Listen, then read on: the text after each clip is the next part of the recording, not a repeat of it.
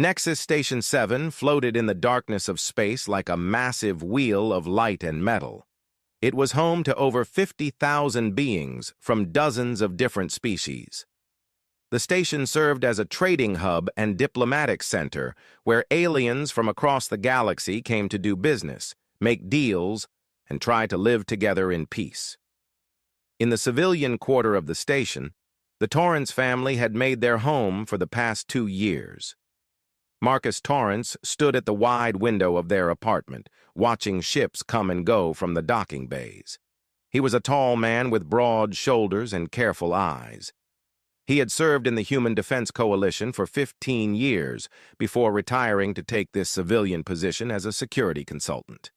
His wife, Yuki, worked as an engineer in the station's maintenance division. She was brilliant with machines and had quickly earned respect from her alien co-workers. Their daughter, Emma, was 8 years old. She had her mother's dark hair and her father's curious nature. She loved living on the station because there were so many different aliens to meet and learn about. She had friends from 6 different species and could say hello in 12 different languages. That morning started like any other.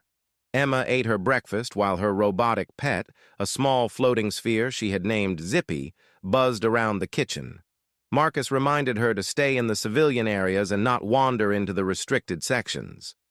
Yuki kissed her daughter's forehead and headed off to work. Emma grabbed her tablet for school and headed out with Zippy following close behind. The station's main promenade was always busy in the mornings. Aliens of all shapes and sizes moved through the wide corridors. There were the tall, bird-like Avolians with their colorful feathers, the short, stocky Kryn who looked like walking rocks, the graceful Pelthrians who moved on 6 legs, and many others that Emma had learned to recognize. The station was patrolled by the Vraxian constabulary. The Vraxians were a proud species who valued order and rules above all else. They stood nearly 7 feet tall with gray skin and sharp features. They wore dark blue uniforms decorated with symbols of rank and authority. The Vraxians had been given the job of keeping peace on the station by the Galactic Council. Most species respected the Vraxian officers, but many humans found them cold and dismissive. The Vraxians made no secret that they viewed humans as newcomers to the galactic community. Some Vraxian officers called humans primitives or backwater apes when they thought no humans could hear them. Marcus had warned Emma to be polite to all the officers, but to keep her distance when possible. Emma walked through the promenade on her way to the education center where human and alien children learned together. Zippy suddenly spotted something interesting and zoomed ahead. The little robot had a habit of chasing anything shiny. "Zippy, wait!" Emma called out, laughing as she ran after her pet. She didn't see the Vraxian officer until it was too late. Emma bumped right into him, bouncing off his legs and stumbling backward. The officer was Cralvin, a high-ranking constable known for his strict enforcement of every rule. He was carrying an ornamental data tablet, a status symbol among Vraxian officers. When Emma bumped into him, the tablet fell from his hands and hit the floor. The screen cracked with a sharp sound. Emma looked up at the tall alien, her eyes wide. "I'm so sorry. I didn't see you. I was chasing my robot and—" Cralvin looked down at his broken tablet, his face twisted with anger. "Stupid human spawn!" he snarled. "You dare damage my property?" "I really didn't mean to," Emma said, her voice shaking. "I can ask my mom to fix it. She's really good with—" The officer's hand moved so fast that Emma didn't even see it coming. He struck her across the face with the back of his hand. The blow lifted Emma off her feet and sent her crashing to the floor. Her nose exploded with pain and blood began pouring down her face. She could taste copper in her mouth. The promenade went silent. Dozens of beings had witnessed what just happened. Some gasped. Others simply stared. A few quickly looked away and hurried off, not wanting to get involved. Emma lay on the floor, crying and bleeding. She couldn't understand what had just happened. She had said sorry. It was an accident. Why did he hit her? Marcus had been walking about 50 meters behind his daughter, giving her some independence but keeping her in sight like he always did. He saw everything. He saw Emma bump into the officer. He saw the tablet fall, and he saw Cralvin strike his little girl. Something cold and dangerous flooded through Marcus's body. His military training took over. He crossed the distance in seconds, moving faster than most beings thought humans could move. Cralvin was still standing over Emma, looking satisfied with himself. When Marcus reached him, Marcus grabbed the Vraxian's arm and twisted it behind his back with practiced efficiency. He swept the officer's legs out from under him and slammed him face first onto the floor. He put his knee on Cralvin's back and held him there. Every instinct screamed at Marcus to keep hurting this creature who had hurt his daughter. But he controlled himself. Barely. "Don't move," Marcus said, his voice deadly quiet. "Someone call medical. Now." Other humans in the crowd rushed forward. One woman knelt beside Emma, using her scarf to stop the bleeding from the girl's nose. Another man helped Marcus keep Cralvin pinned down. Within minutes, station security arrived. But what happened next shocked every human present. The security team was led by another Vraxian officer named Tolvan. He assessed the situation quickly. He saw Emma bleeding on the floor. He saw Cralvin pinned down by Marcus. And he saw all the witnesses standing around. "Release Officer Cralvin immediately," Tolvan ordered. Marcus looked up, not believing what he was hearing. "This officer just assaulted my daughter. She's 8 years old. He struck her without provocation." "I said release him," Tolvan repeated, his hand moving to his weapon. Marcus wanted to argue. He wanted to fight. But more security was arriving, and his daughter needed medical attention. Slowly, he released Cralvin and stood up with his hands raised. Cralvin got to his feet, brushing off his uniform. "I want this human arrested for assaulting an officer," he said. "No," Marcus said, unable to believe what was happening. "He hit my daughter. Everyone here saw it." Tolvan turned to the crowd. "Did anyone witness this alleged assault?" Most of the aliens looked away. Some simply left. A few humans spoke up, saying they saw Cralvin strike Emma, but their testimony seemed to mean nothing to Tolvan. "The human female collided with Officer Cralvin and damaged his personal property," Tolvan said, as if reading from a script.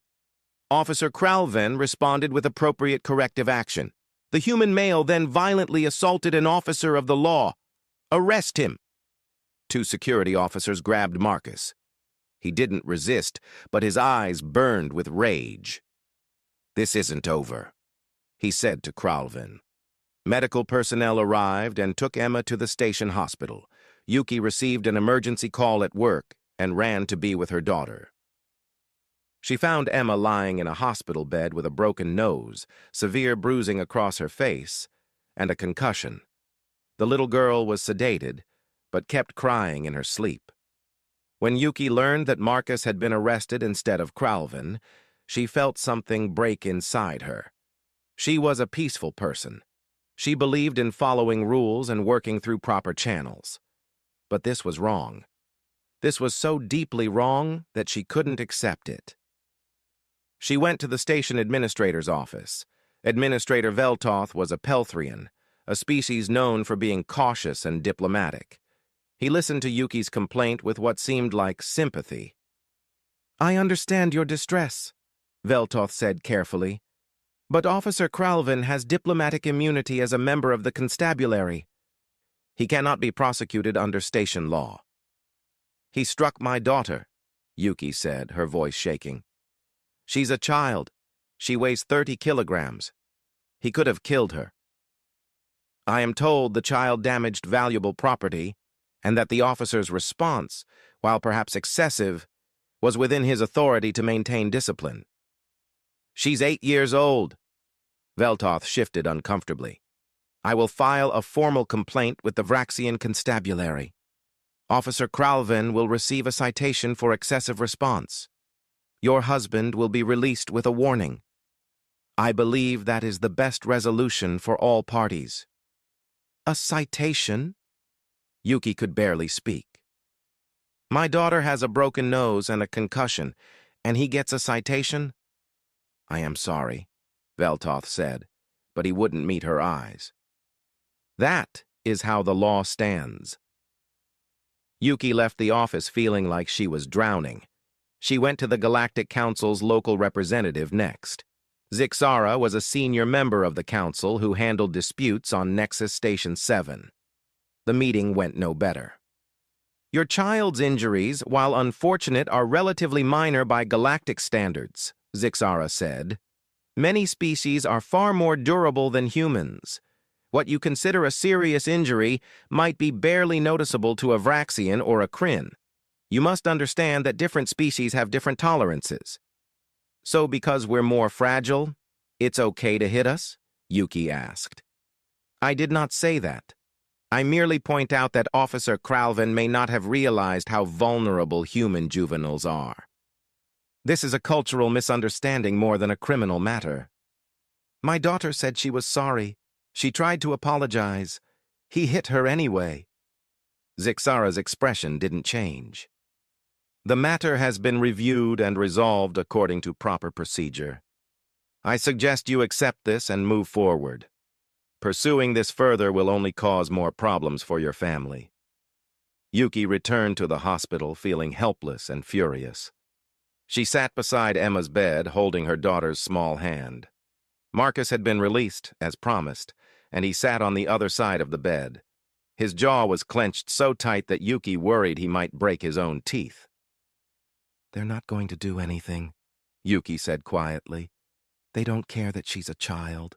They don't care that it was an accident.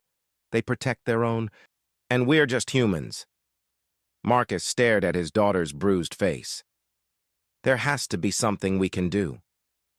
Maybe Earth can help, Yuki said. Maybe if we contact the Human Defense Coalition or the Diplomatic Corps, they can put pressure on the Council. It was a desperate hope, but it was all they had. Yuki went back to their apartment and sent a detailed message to Earth. She included medical records, witness statements, security footage that she had managed to obtain, and a formal request for legal assistance. She sent it through official channels to the Earth Diplomatic Service. But she also sent a copy to another address. Her brother worked in communications for the HDC. He had once told her that if she ever had a real emergency, there was a special department that handled incidents involving human citizens in foreign space. She had never thought she would need it. She sent the message to that department too. For 2 days, nothing happened. Emma was released from the hospital, but she didn't want to leave their apartment. She was scared of seeing Vraxian officers. She had nightmares every night. Marcus stayed home with her while Yuki went to work, though she could barely concentrate on her job. On the 3rd day, Yuki received a message on her personal communicator. It was short and came from an unknown sender. The message contained only a single line of text. Confirmed. Package en route. ETA 72 hours. Yuki showed the message to Marcus. They didn't know what it meant. They didn't know who sent it. But for the first time since the incident, Marcus smiled. Someone's coming, he said. Who? Yuki asked. I don't know. But whoever they are, they're coming for Emma. They're coming for us.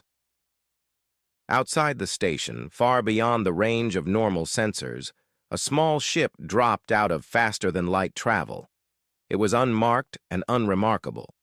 It matched the profile of 1,000 other human cargo vessels that pass through this region every week.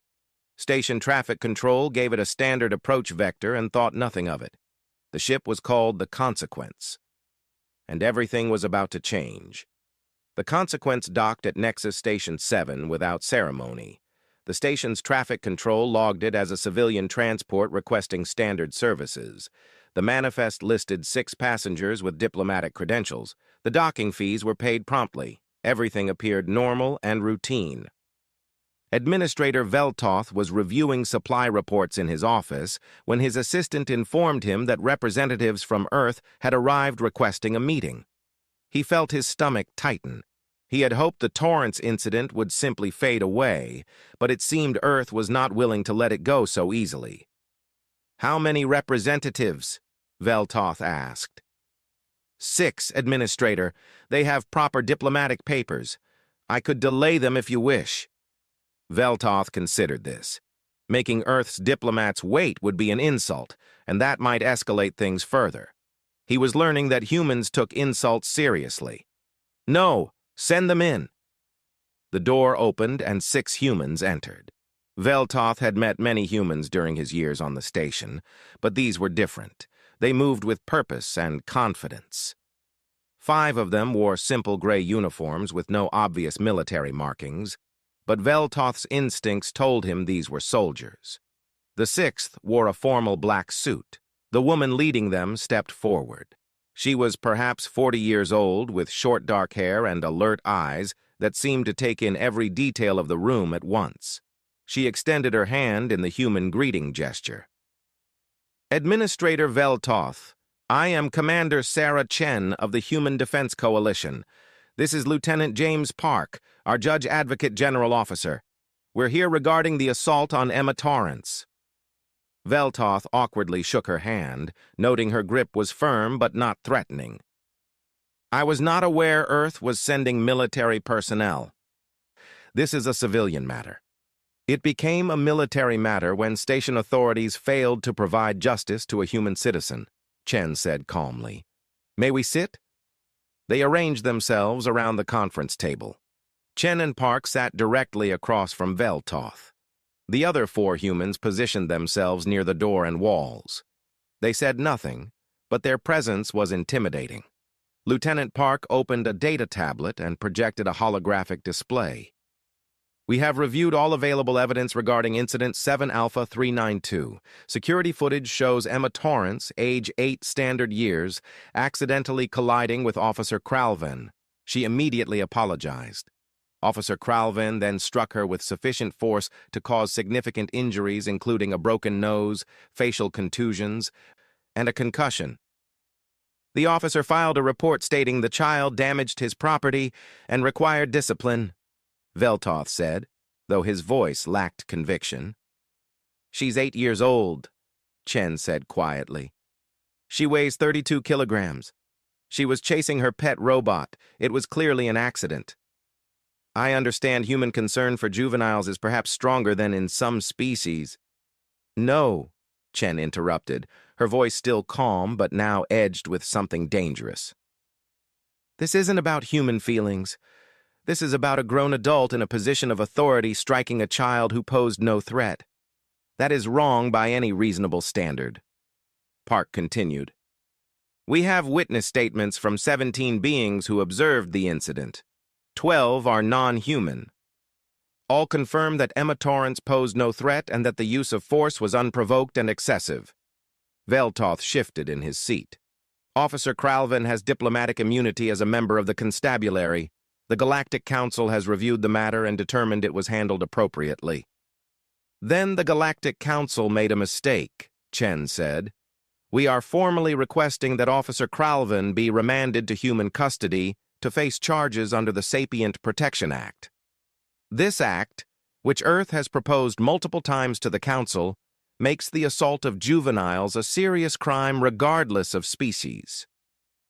The Council has not ratified that act." "Then they should have," Chen said.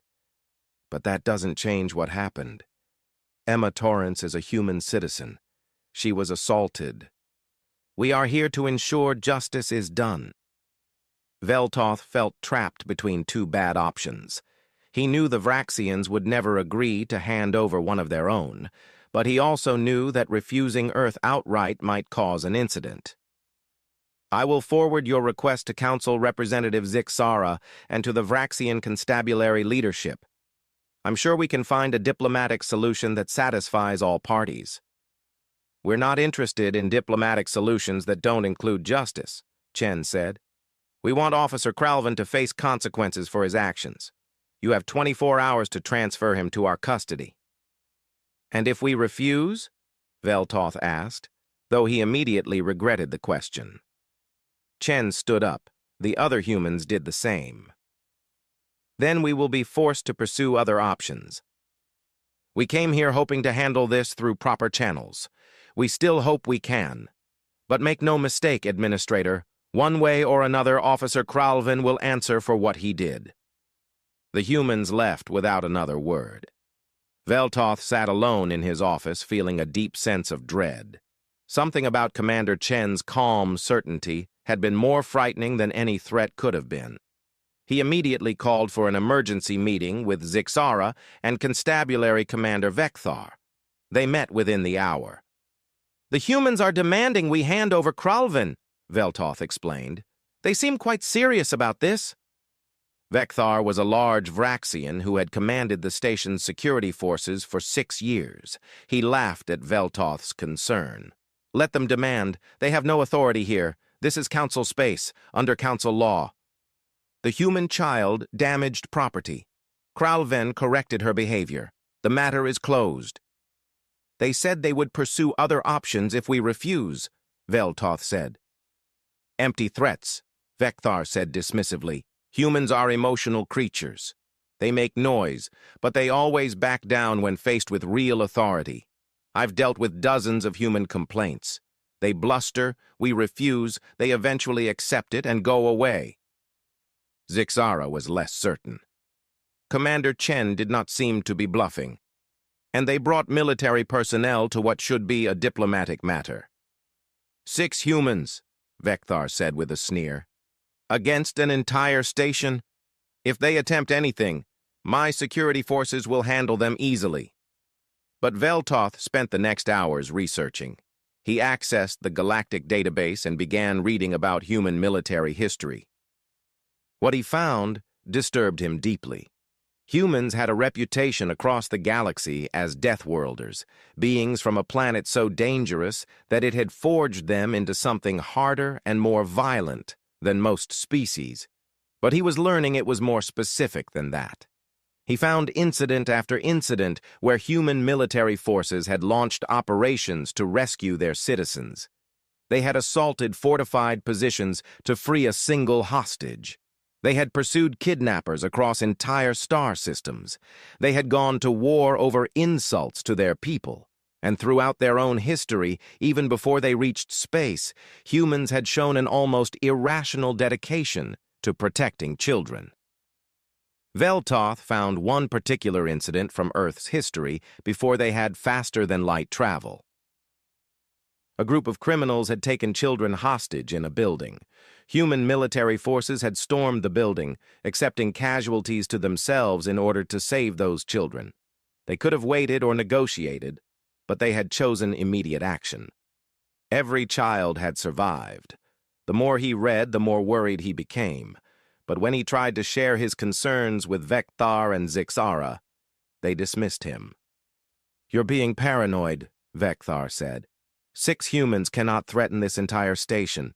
We have over 200 security personnel, military-grade weapons, and the backing of the Galactic Council. The humans will complain, we will refuse, and in a few days, they will go home. That evening, Kralvin gave an interview to the station's news network. The journalist was a Pelthrian who asked careful questions about the incident. "The human spawn ran into me and destroyed expensive equipment," Kralvin said, sounding annoyed. "I administered appropriate discipline. If humans cannot control their offspring properly, they should not bring them into civilized spaces. The child got what she deserved for her carelessness." "Some observers say your response was excessive," the journalist noted. "Excessive?" Kralvin laughed. "I barely touched the creature. If anything, I was too gentle. Humans are emotional primitives. They coddle their young too much. A little discipline would do them all good. These apes need to learn their place in the galaxy." The interview was broadcast across the station. Every human who saw it felt a cold rage building in their chest. Marcus Torrance watched it with Yuki and had to leave the room before he put his fist through the wall. But someone else was watching too. Commander Chen watched the entire interview from her ship. Her expression never changed, but Lieutenant Park noticed her hands gripping the armrests of her chair hard enough to leave marks. "He just made this personal," Park said quietly. "It was always personal," Chen replied. "He hit a child, but now he's bragging about it. Now he's calling us primitives and apes. He thinks there will be no consequences. The 24 hours aren't up yet. They might still hand him over." Chen shook her head. "They won't. The Vraxian commander thinks we're bluffing. The council thinks they can dismiss us. They're about to learn a very hard lesson." She opened a communication channel. "This is Chen to Orbital Team. Status?" a voice responded. "Package deployed and operational. We have control of the systems we need, awaiting your signal. Stand by." Chen switched channels. "Chen to Task Force Actual. Please report." "This is Actual. 2 destroyers and 4 frigates standing by at designated coordinates. We are ready to move on your order." Chen looked at the countdown timer on her screen. 18 hours remained until her deadline. She knew the station authorities would not comply. She had known from the beginning, but she had to give them the chance. She had to try the diplomatic route first. That was what separated humans from monsters. They tried peace first, but when peace failed, they were very, very good at war. Park was working on his tablet, reviewing laws and regulations. "If we do this, there will be political consequences. The Council could sanction Earth. They could restrict human trade rights." "Let them try," Chen said. "They'll learn that you don't get to hurt our children without consequences. Not in Council space. Not anywhere." In his quarters, Cralvin was feeling quite pleased with himself. His interview had been broadcast widely. His fellow Vraxians had sent him messages of support. Commander Vekthar had personally congratulated him for standing up to human arrogance. He felt vindicated and important. He had no idea that a human stealth satellite was currently in orbit above the station, invisible to the station's sensors. He had no idea that 6 human warships were quietly moving into position. He had no idea that Commander Sarah Chen had already written the operation orders that would change his life forever. The deadline approached. Veltoth sent several messages to Commander Chen, trying to negotiate or at least buy more time. She responded to each one with the same message. "Transfer Officer Cralvin to human custody. 24 hours, no negotiation." With 1 hour remaining, Veltoth made a last desperate call to Earth's main diplomatic service. He spoke with an ambassador who seemed genuinely sympathetic but unhelpful. "I don't control the military," the ambassador said. "If Commander Chen is there with authorization to act, then she has support from the highest levels of our government. Administrator, I suggest you give them what they want. We are very serious about protecting our children." "But the Council made a mistake. They had a chance to do the right thing. If they refused, well, sometimes my government decides to handle things directly. I'm sorry I can't help you more. Good luck." The call ended. Veltoth stared at his communication console, feeling helpless. He sent one final message to Zixara and Vekthar, begging them to reconsider. Both refused. The deadline passed. For exactly 3 minutes, nothing happened.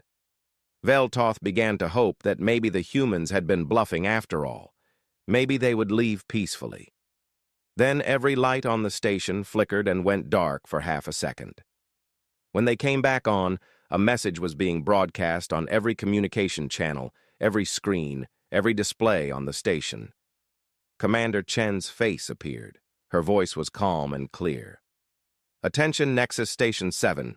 This is Commander Sarah Chen of the Human Defense Coalition. You were given 24 hours to transfer custody of Officer Cralvin for his assault on Emma Torrance.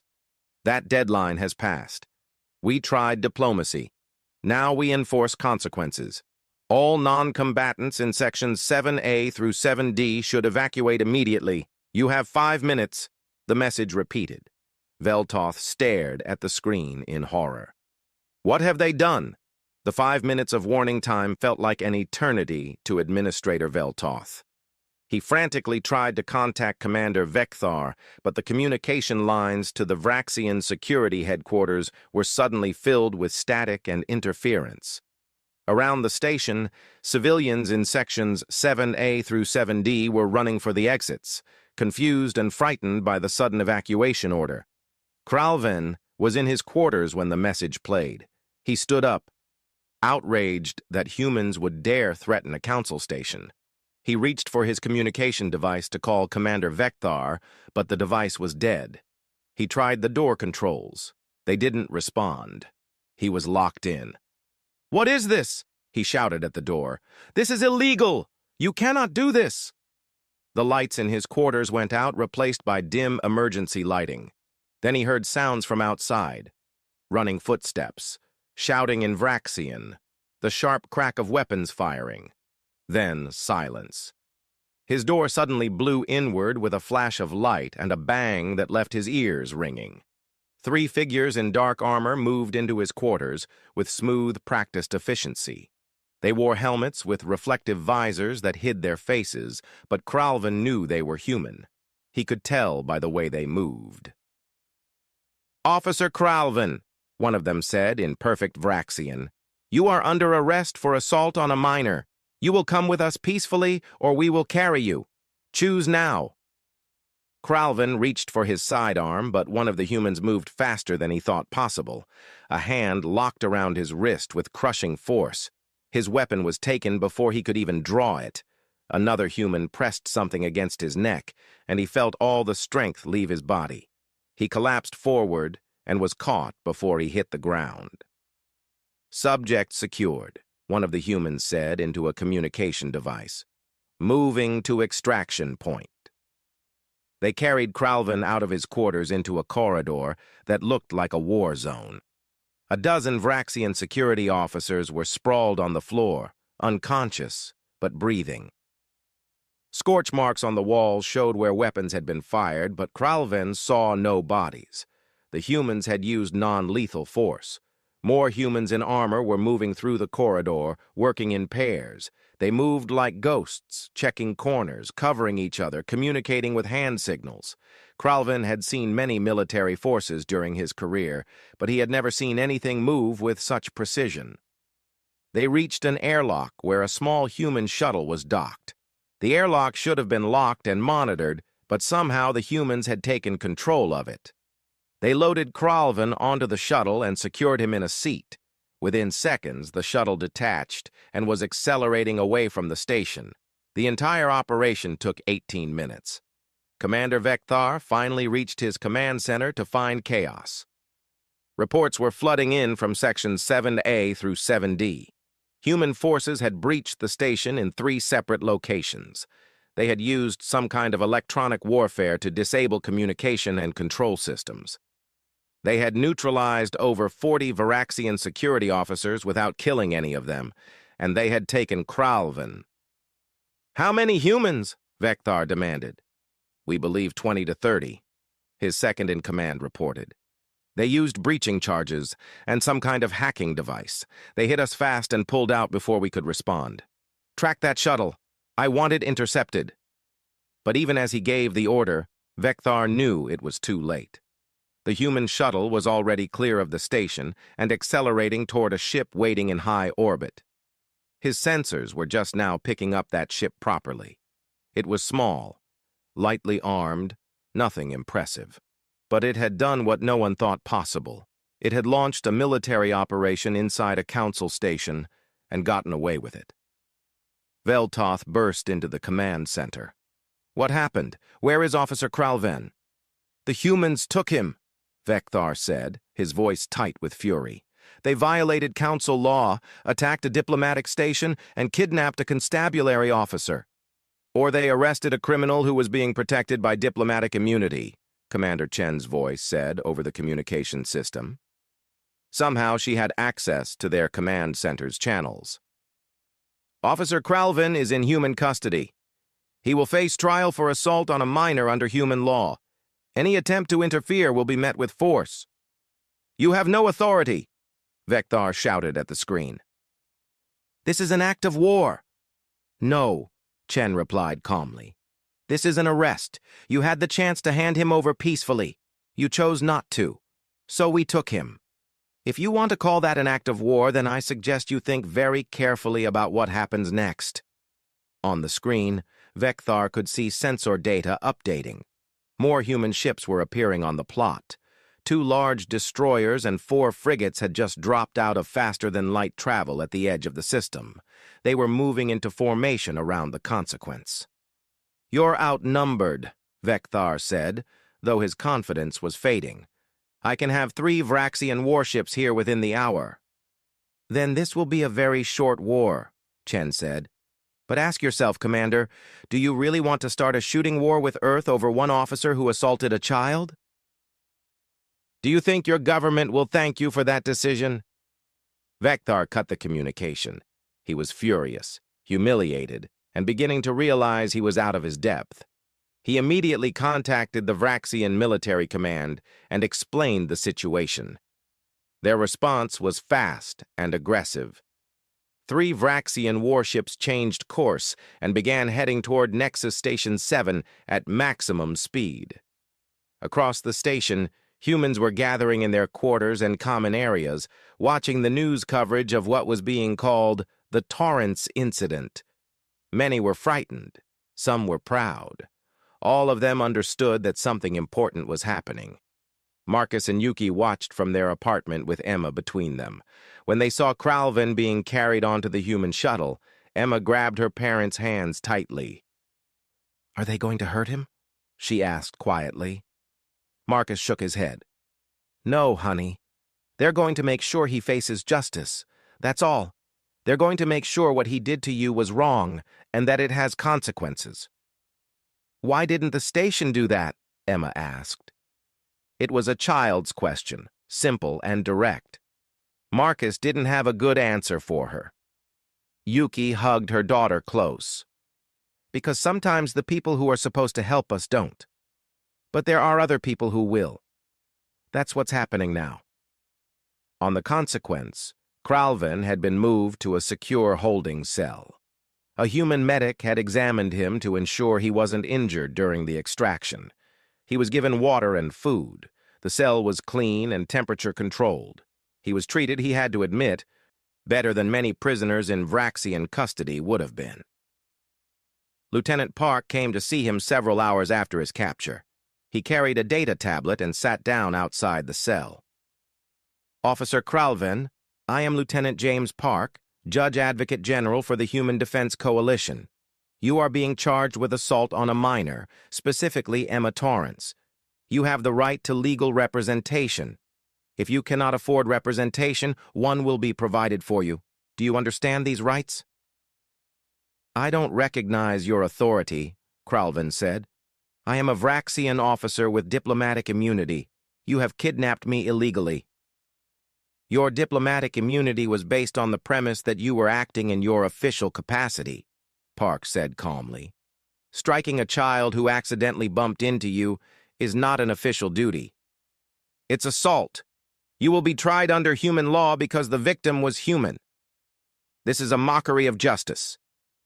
"No," Park said, his voice hardening slightly.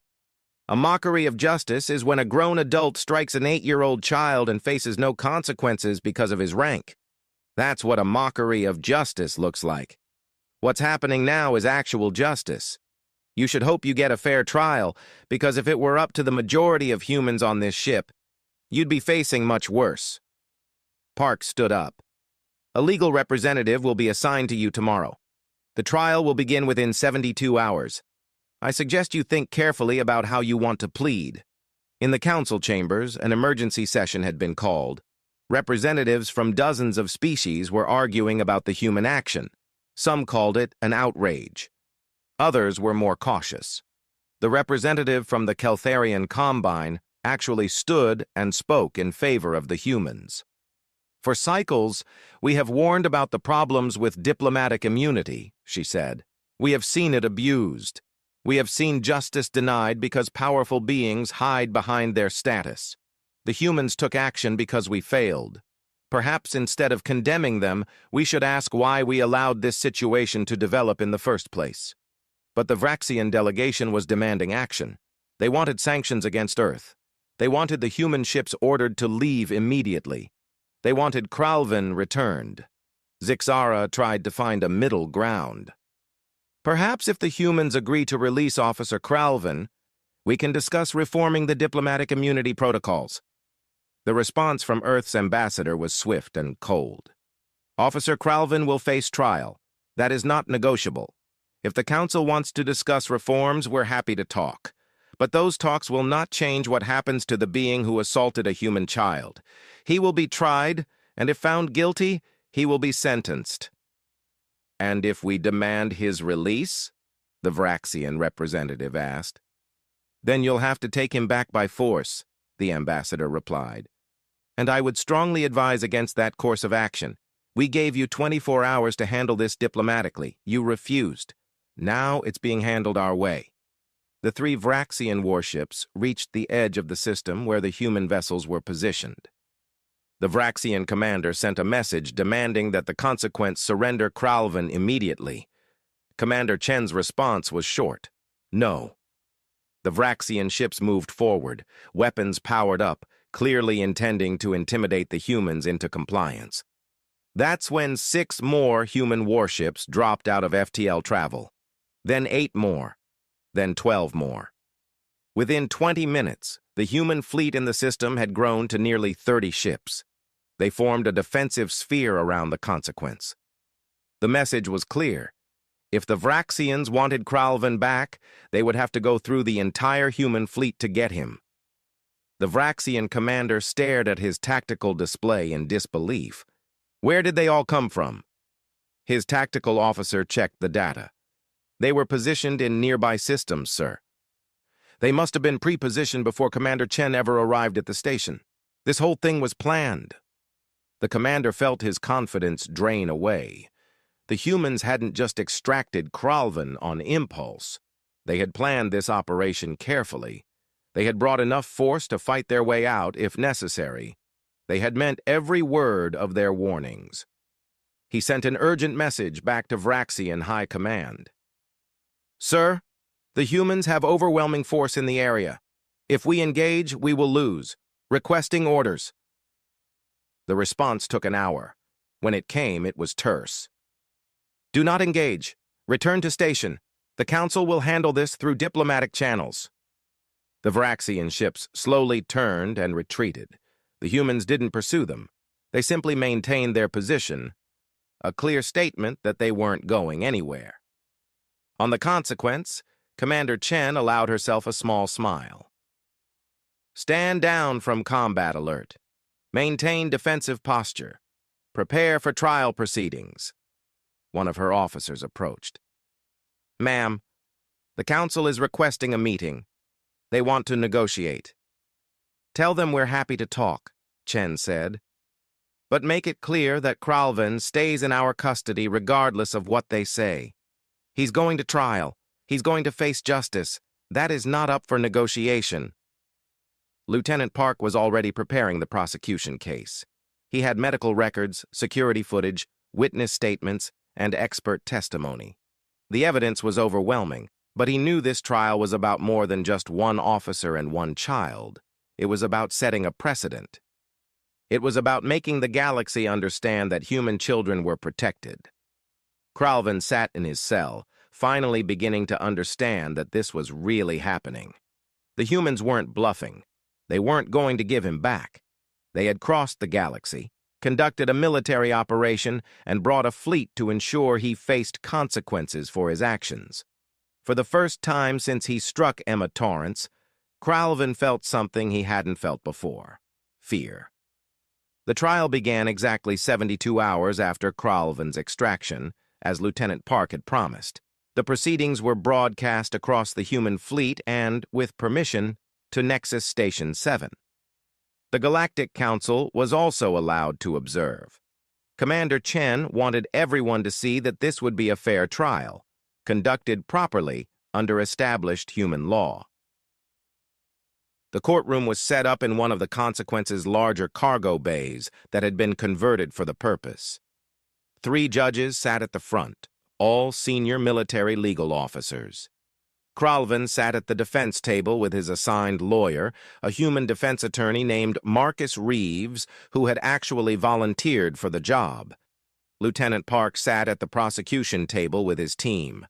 Commander Chen addressed the court first, establishing jurisdiction. This court is convened under the authority of the Human Defense Coalition to try charges of assault against a minor under Section 7 of the Unified Human Legal Code. The victim, Emma Torrance, is a human citizen. The defendant, Cralvin, has been charged with 1 count of assault causing bodily harm to a minor child. The presiding judge, a stern woman named Judge Martinez, looked at Cralvin. Does the defendant understand the charges against him? Reeves stood. Your Honor, the defense maintains that this court lacks jurisdiction over my client, who is a Vraxian citizen and was acting in his capacity as a law enforcement officer at the time of the incident. That motion has already been reviewed and denied, Judge Martinez said. This court has jurisdiction over crimes committed against human citizens. The diplomatic immunity claim has been rejected because striking a child who accidentally bumped into you is not a legitimate law enforcement action. Does the defendant understand the charges? Cralvin stood slowly. I understand that humans believe they can impose their primitive laws on superior species, he said. The courtroom went completely silent. Judge Martinez's expression didn't change, but her voice became ice-cold. The defendant will show respect for these proceedings, or he will be held in contempt. Does the defendant understand the charges? Reeves quickly leaned over and whispered urgently to Cralvin. The Vraxian officer finally nodded. I understand the charges. How do you plead? Not guilty. The human spawn damaged my property. I administered appropriate discipline. I committed no crime. Let the record show the defendant pleads not guilty, Judge Martinez said. Lieutenant Park, you may present your case. Park stood and activated the holographic display. The first image was of Emma Torrance before the incident, smiling and happy. The second image was from the hospital, showing her swollen, bruised face and broken nose. Members of the court, the prosecution will prove beyond any doubt that the defendant, Officer Cralvin, committed assault on an 8-year-old child named Emma Torrance. We will show through medical evidence, security footage, and witness testimony that this assault was unprovoked, excessive, and caused serious injury to a minor who posed no threat. The first witness was the doctor who had treated Emma at the station hospital. He was a Pelthrian physician named Dr. Velnoth, who had 30 years of experience treating multiple species. Doctor, please describe Emma Torrance's injuries, Park said. The child had a broken nose, severe bruising to the facial area, a mild concussion, and psychological trauma. The force required to cause these injuries to a human child of her age and size would be approximately equivalent to being struck by a fast-moving vehicle. In your medical opinion, could these injuries have occurred from a simple fall? No. The injury pattern is consistent with a direct blow from a large hand or object. The child was struck deliberately and with significant force. The defense attorney tried to suggest that maybe Emma had injured herself in other ways, but the doctor's testimony was clear and unshakable. The medical evidence told an obvious story. Next came the security footage. Park played it on the large display for everyone to see.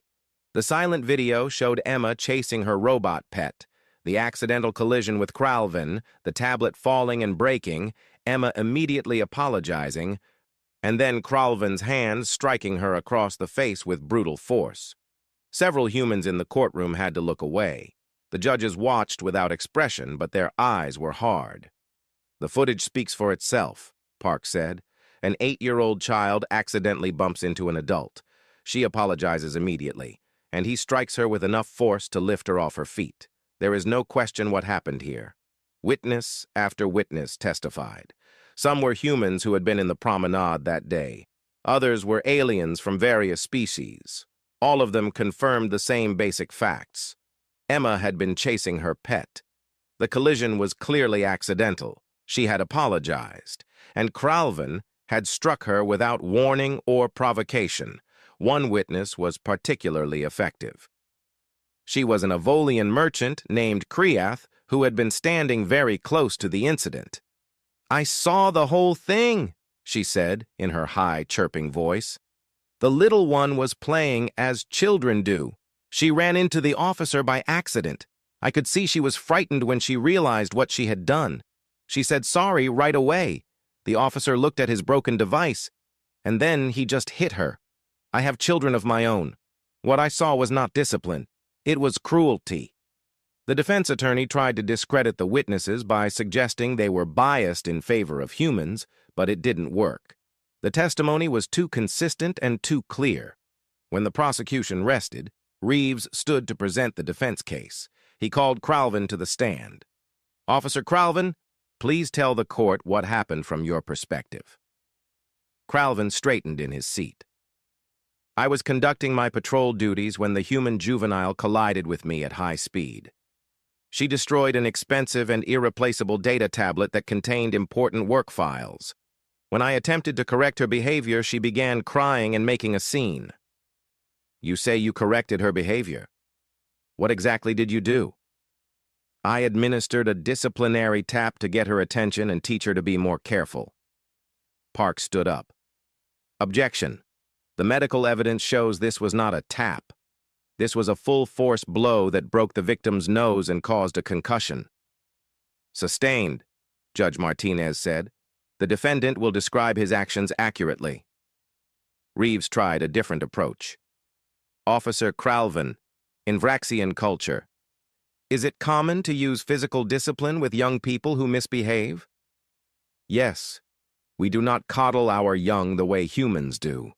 We teach them responsibility and respect for authority. A small amount of physical correction is normal and expected." "So from your perspective, you were simply applying your cultural standards to correct a child's misbehavior?" "Exactly. The humans are simply too soft with their offspring. This is why they remain primitive." Park could see that this line of defense was actually hurting Cralvin's case rather than helping it. The judges looked increasingly unsympathetic as the Vraxian officer continued to defend his actions and insult humans. When cross-examination began, Park approached slowly. "Officer Cralvin, you said the collision was at high speed. The victim weighs 32 kilograms. You weigh approximately 90 kilograms. Is that correct?" "Approximately, yes." "So a child 1/3 your size accidentally bumped into you. Did she injure you in any way?" "No, but..."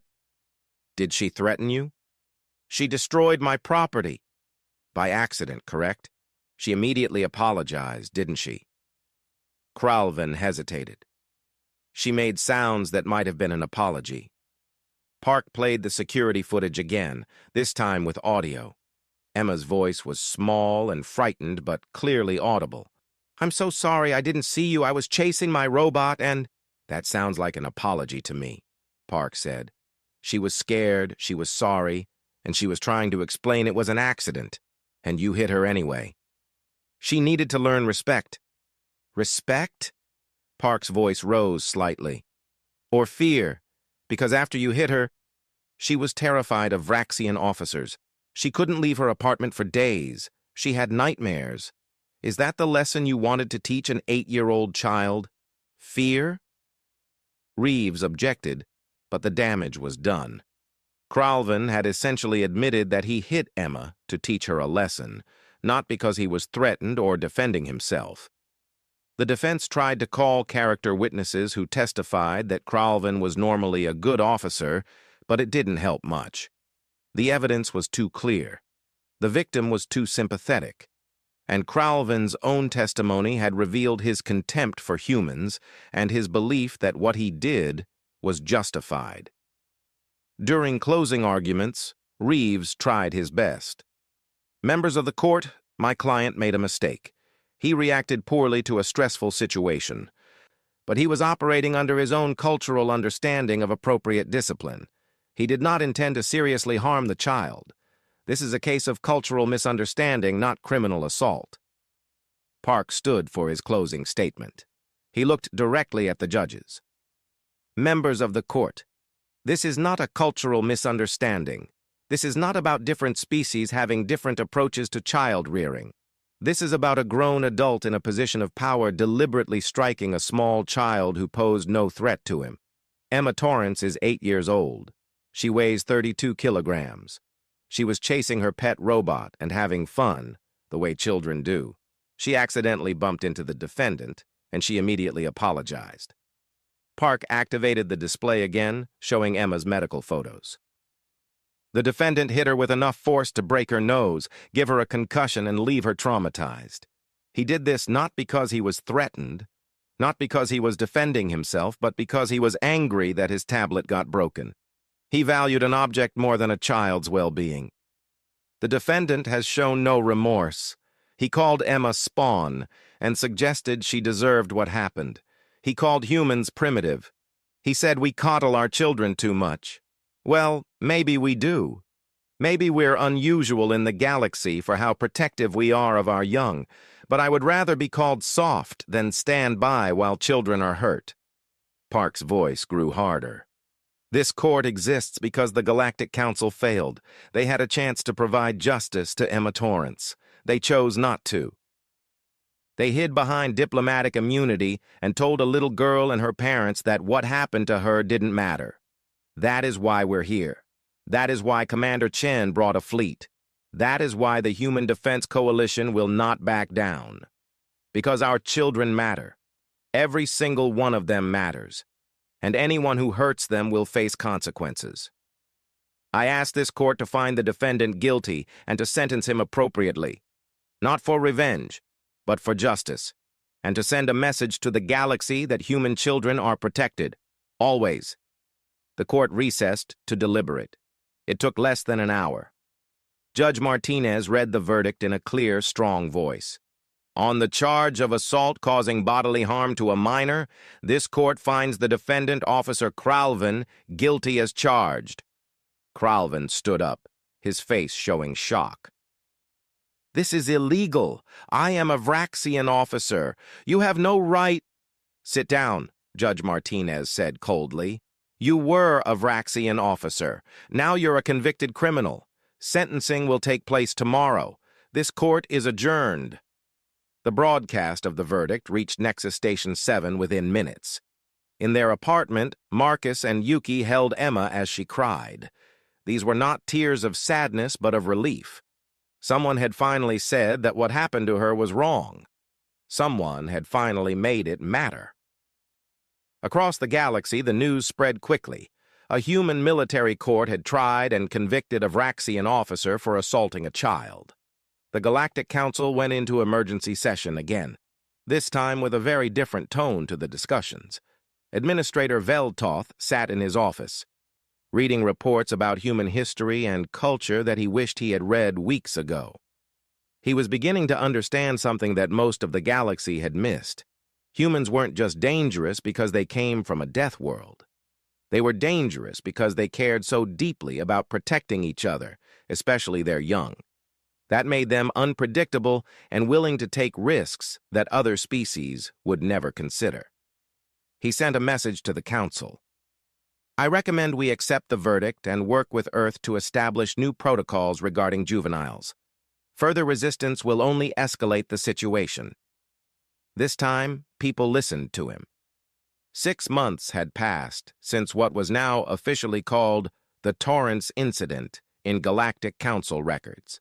The galaxy had changed in small but important ways. Nexus Station 7 still functioned as a diplomatic hub, but the atmosphere was different now. The Vraxian constabulary still provided security, but their officers had gone through extensive retraining. New protocols were in place specifically addressing interactions with juveniles of all species. Every officer now carried a small card that listed the physical vulnerabilities of different species young. They were taught to recognize signs of distress in children and to prioritize de-escalation over discipline. Commander Vekthar had been quietly reassigned to a desk position on the Vraxian homeworld. His replacement, Commander Telcor, was younger and more flexible in his thinking. He had actually spent time studying human culture and had implemented many of the changes personally. Emma Torrance walked through the promenade now without fear. She still chased Zippy through the corridors, and other beings smiled when they saw her playing. When she passed Vraxian officers, they nodded politely and gave her plenty of space. Some even carried small treats that were safe for human children to eat, offering them as peace offerings. She had recovered physically within a few weeks, but the psychological healing had taken longer. She still had occasional nightmares, but they were becoming less frequent. Her parents had found her a good therapist, and slowly, Emma was learning to feel safe again. Marcus had returned to his security consultant work, though he was now treated with a mixture of respect and caution by station authorities. Everyone knew that he was the father who had restrained an officer who hurt his child. Everyone knew that when he had sent that message to Earth, the entire Human Defense Coalition had responded. Yuki had been promoted in her engineering division. Her supervisor, a cautious Pelthrian, had told her that the station's leadership wanted to show that they valued their human residents. Yuki had accepted the promotion, but remained cautious about trusting station authorities completely. The family had recently received a package from Commander Chen. Inside were several patches from the Consequence, a handwritten letter thanking them for their courage, and a small medal that Emma kept on her dresser. The letter had ended with a simple sentence: "You're brave, and you're protected, always." Emma video-called with Commander Chen once a month now. The commander had become an unofficial mentor, answering Emma's questions about military service, space travel, and what it meant to stand up for what was right. In their last call, Emma had told Chen that she was thinking about joining the diplomatic corps when she grew up. "That's a good choice," Chen had said, smiling. "We need people who understand both justice and mercy.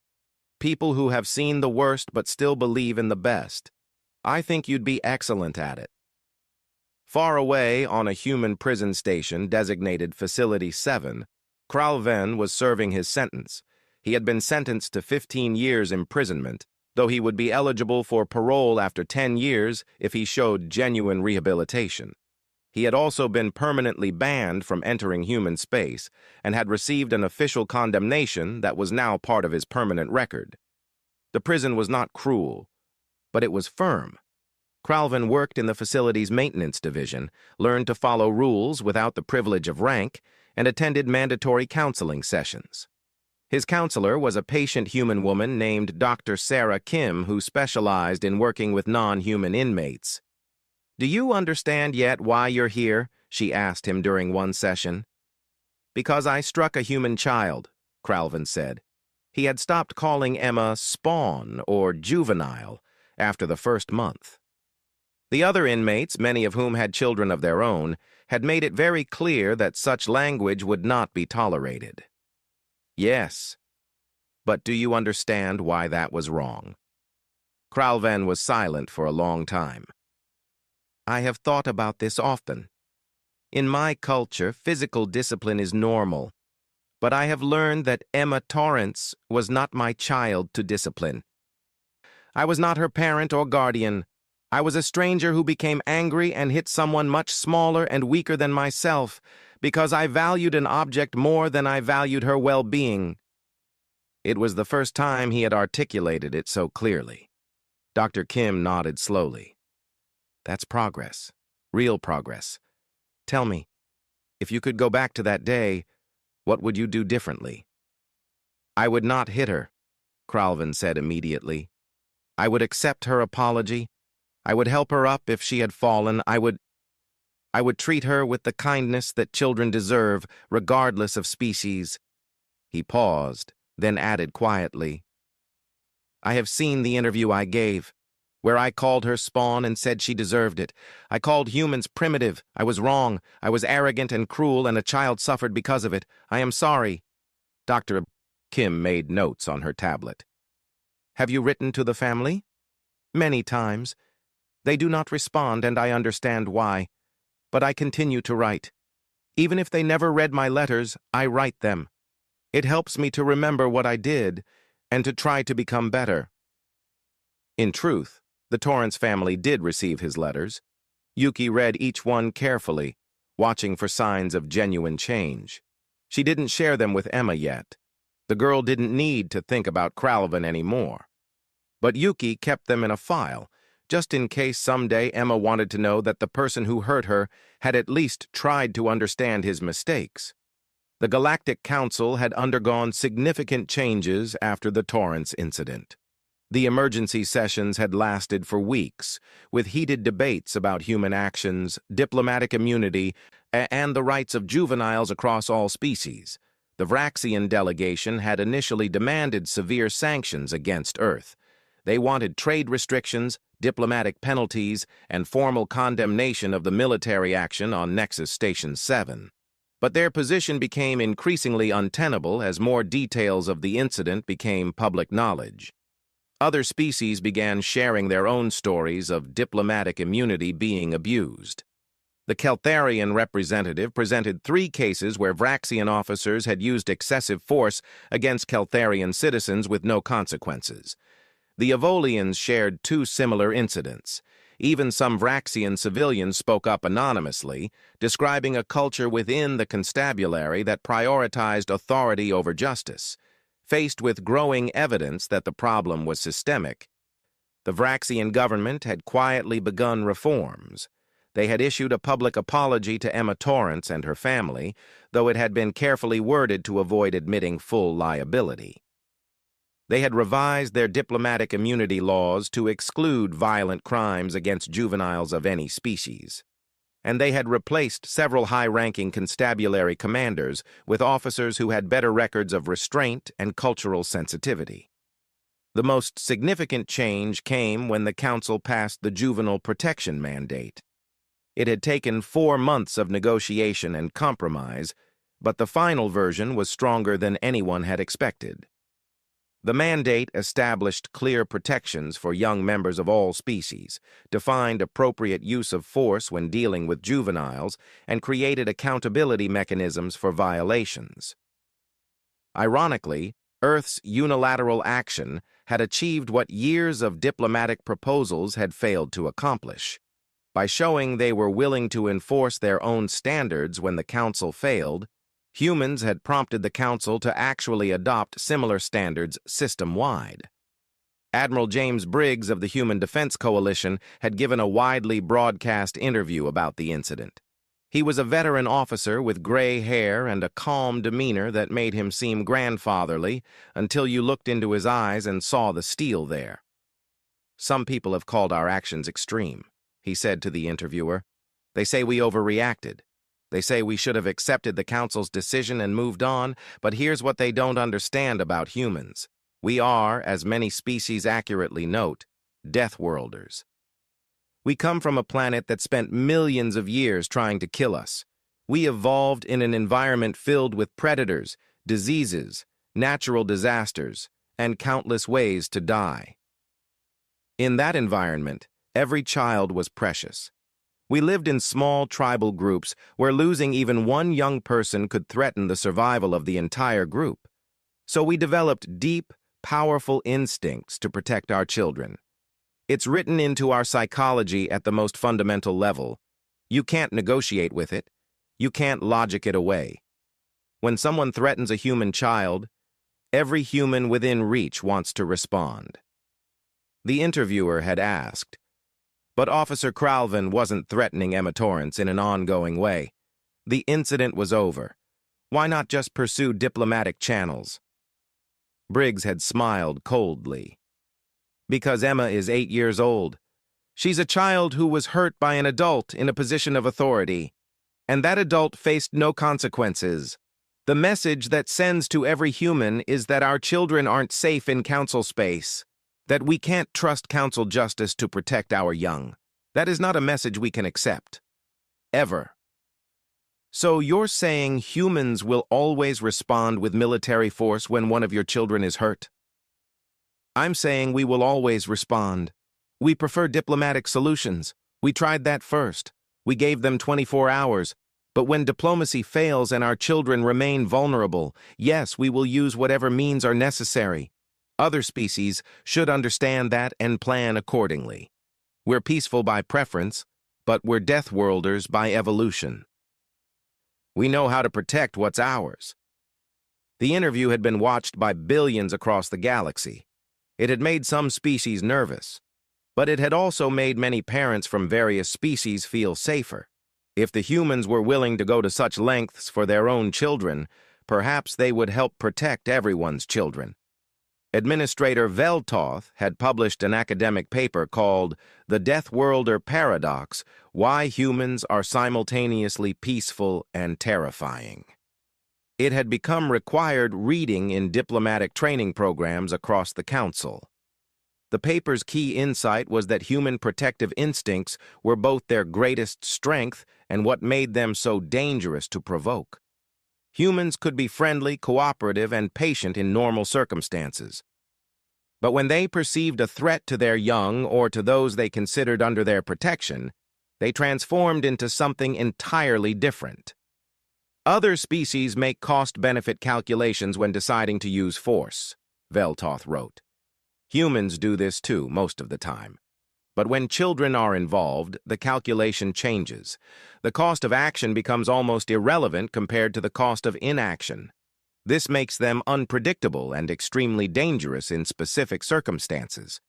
The wise diplomat learns to recognize these circumstances and avoid them entirely.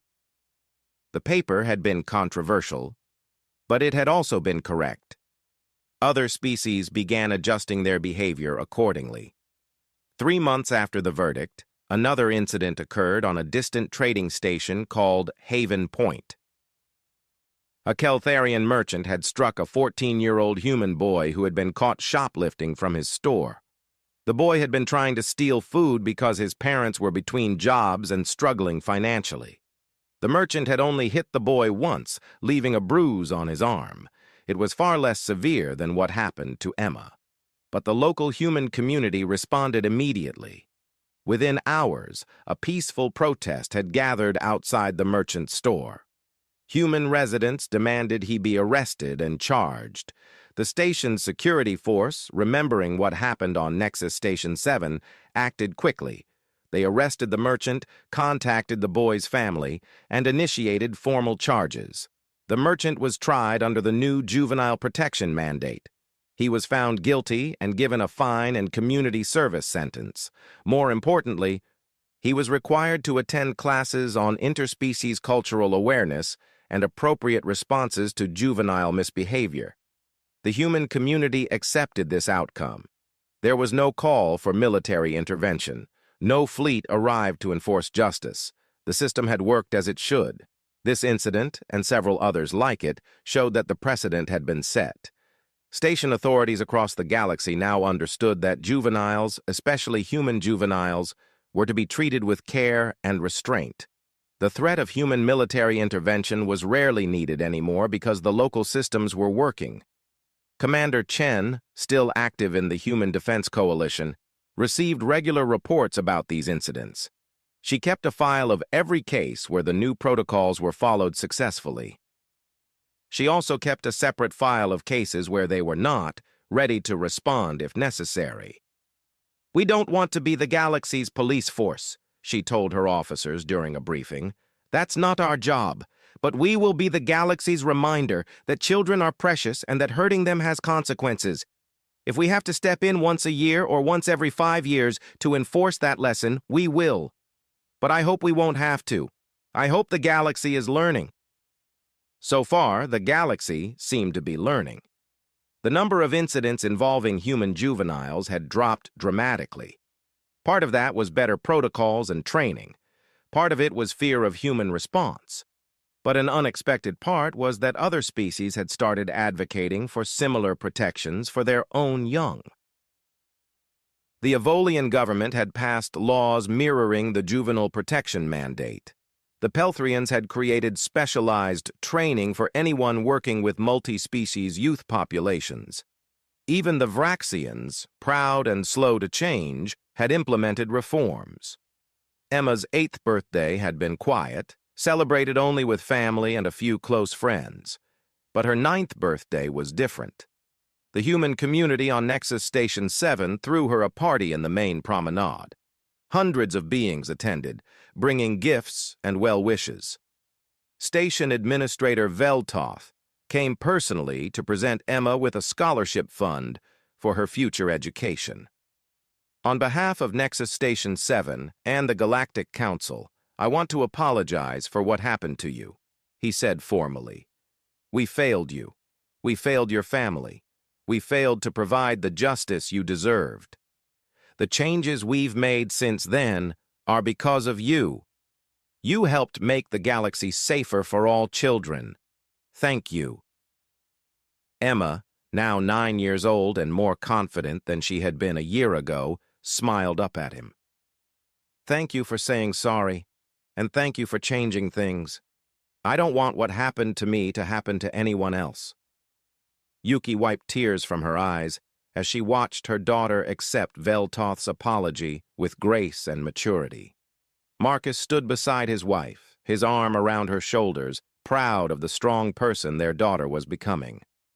Commander Chen had sent a video message that was played at the party. Happy birthday, Emma. I'm sorry I couldn't be there in person, but I'm thinking of you.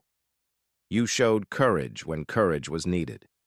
You helped change the galaxy just by being brave and refusing to accept injustice. That's what real strength looks like. I hope you have an amazing birthday, and I hope you know that you're protected. Always. That night, after the party ended and Emma was asleep, Marcus and Yuki sat together looking out at the stars. Do you think it's really over? Yuki asked quietly. For Emma? Yes, I think so. She's healing. She's happy again. The nightmares are rare now. I mean more broadly. Do you think the galaxy has really learned the lesson? Marcus considered this. Some have learned. Some are still learning. And some will never truly understand. But here's what I know. If something like this happens again, if someone hurts another human child somewhere in council space, there will be a response. Maybe not as dramatic as what Chen did for Emma. Maybe just local action or diplomatic pressure or economic consequences. But there will be a response. Because we're Deathworlders, Yuki said. Because we're parents, Marcus corrected.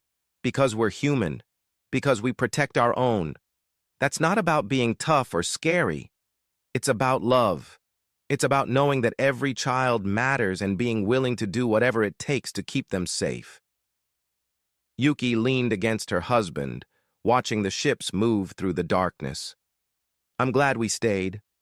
I thought about leaving after it happened, going back to Earth where Emma would be safer, but staying here, seeing the changes, knowing that Emma's suffering led to something good. I'm glad we stayed. Me too, Marcus said. And you know what? Emma told me yesterday that when she grows up, she wants to work to help different species understand each other better. She wants to prevent things like what happened to her from happening to other kids. She wants to build bridges. Of course she does, Yuki said, smiling through tears. That's exactly who she is. Far away on Earth, in the headquarters of the Human Defense Coalition, a new protocol had been added to the operational guidelines. It was called the Torrance Protocol, and it outlined the steps to be taken when a human juvenile was harmed in foreign space and local authorities failed to respond appropriately. The protocol emphasized diplomatic solutions first, but it also authorized military intervention if necessary. It had been approved at the highest levels of human government. The message was clear and permanent. Human children were sacrosanct. Anyone who forgot that would face consequences. A young officer reading the protocol for the first time asked her supervisor, "Has this protocol been used since the original incident?" "No," the supervisor said. "It's been 6 months and we haven't needed it. You know why? Because the galaxy learned. One incident, one trial, one clear demonstration that we meant what we said, and behavior changed across thousands of systems. That's not just military power, that's the power of setting a precedent. But we'd use it again if we had to, right? In a heartbeat, the supervisor said. And every species out there knows it. That's what keeps it from being necessary. That's what protects every human child living in foreign space, the certain knowledge that if someone hurts them, there will be consequences. Emma Torrance was now applying to the Youth Diplomatic Program, a prestigious school that trained young people interested in interspecies relations. Her application essay had been simple and powerful. A year ago, something bad happened to me. A person in authority hurt me, and the systems that were supposed to protect me failed. But then other people stepped in. They came from far away to make sure I was safe and to make sure justice was done. They taught me that when systems fail, people who care can make a difference. When I grow up, I want to be one of those people. I want to help build systems that don't fail in the first place. I want to help different species understand each other so that accidents don't become incidents, and incidents don't become conflicts. I want to build bridges, not walls. And I want every child in the galaxy to know they're protected and valued, no matter where they come from. The admissions committee approved her application unanimously. One of the reviewers wrote a note in her file. This young woman has already changed the galaxy once. I believe she'll do it again. In the end, the Torrance incident became a turning point. It was studied in diplomatic schools, referenced in council debates, and remembered as the day the galaxy learned an important lesson about humanity. Not that humans were violent or aggressive, but that they were protective, fiercely, unconditionally, irrationally protective of their young. And in a dangerous galaxy where threats could come from anywhere, where accidents could have terrible consequences, and where the strong often preyed on the weak, having someone willing to enforce protection wasn't such a bad thing. The Death Worlders from Earth had reminded the galaxy of an old truth that many had forgotten. Children were precious, all children, from all species. They were the future, the innocent, the vulnerable, and they deserved to be protected, sometimes by laws and systems and diplomatic agreements, and sometimes by people willing to cross the galaxy to enforce consequences personally. But always, always protected.